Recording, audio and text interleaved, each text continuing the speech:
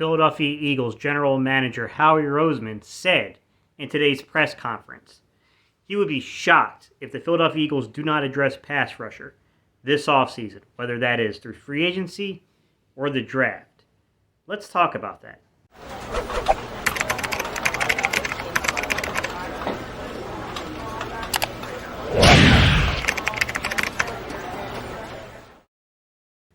What's up, Eagles Nation? What's going on, NFL world? How you doing, Division Rivals? This is Steven Hyder. It's Gate City Sports Channel. Sports Channel where the cerebral NFL fan comes for about 10 minutes of daily content.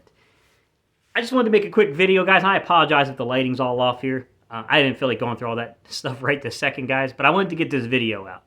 Because during the press conferences at the Combine, you know, Howie was being pressed a little bit about some of the position groups that he was looking at. And you know, he wisely was trying to say, like, hey, I don't want to give away too much here.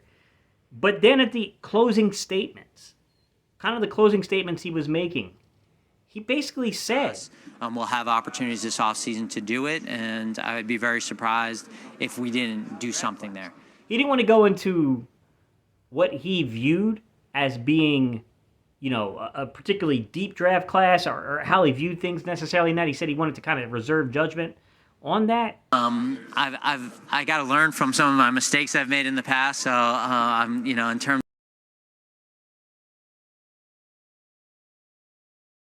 of talking about strengths of a draft class, I don't know that I want to go there. What I thought was really interesting is that in an earlier question, he had been asked about taking 3 picks, and he wasn't kind of committed to that. He seemed a little non-committal, kind of like, yeah, I mean, we might take 3 picks, or we might get forward and go for it, dude.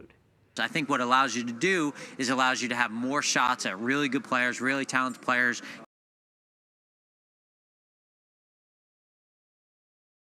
Gives you more flexibility to move up and down the draft board. It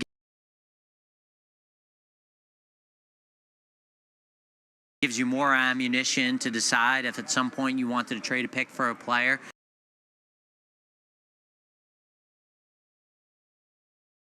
You think about the National Football League, it's all about resource allocation. That makes like a really interesting conversation to have here. Because if we're going to go get forward, if we're going to move forward, I should say. And I want to preface this. You don't move forward unless you have to move forward, right? So, I mean, it's going to depend upon who's slipping in the draft, all that kind of stuff. Who's the guy they're looking at? Is it going to be Thibodeau from Oregon? You know, would it be a George Karlaftis? Would it be Ogbah from Michigan? Or is someone like Jermaine Johnson who's starting to kind of fly up the boards? I still don't think Jermaine Johnson's going before we pick it at 15, but, you know, crazier things have happened. I definitely wouldn't put money on something like that, guys. I'm just saying that seems to be a little over-evaluation here. But say there is a run on pass rushers and Jermaine Johnson is the next guy kind of up on their board. Who's the name? Who are they going to move forward for? Who are they going after? Because I think that's an interesting conversation to have.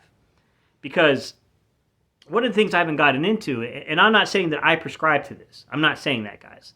But there is an element of former NFL players that I've listened talk on podcasts and things who have recently made some statements that, in their opinion, they believe that George Karlaftis will be the better pro than Aiden Hutchinson, which they're both quasi-productive guys. I think Aiden Hutchinson, if you're going to be fair, if you look at the totality of what he did from a pass rushing standpoint, he was a little more productive than Karlaftis, to be fair.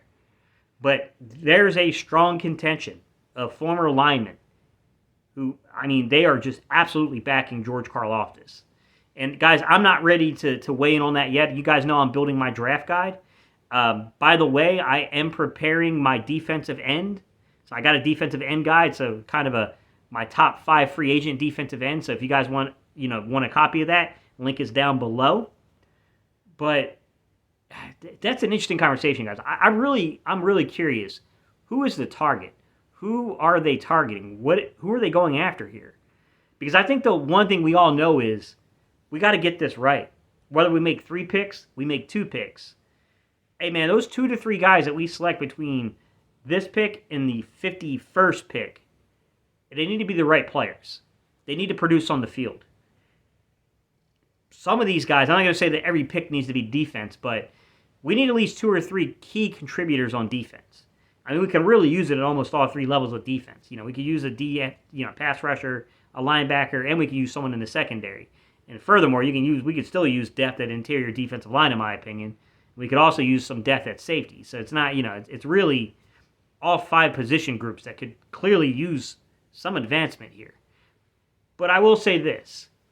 If we're going to be as strong as it seems like Howie is insinuating on pass rushers in the draft, what does that mean for free agency? Will we double dip here? Will we take somebody in free agency and still go after somebody in the draft? Still try to, get up there and get a hold of a guy early on in this draft? It's a curious situation here because I know that this organization, it values that defensive line.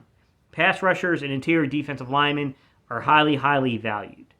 All right, guys, leave your comments down below. Let me know your opinion. Who do you think is the guy that they might be targeting?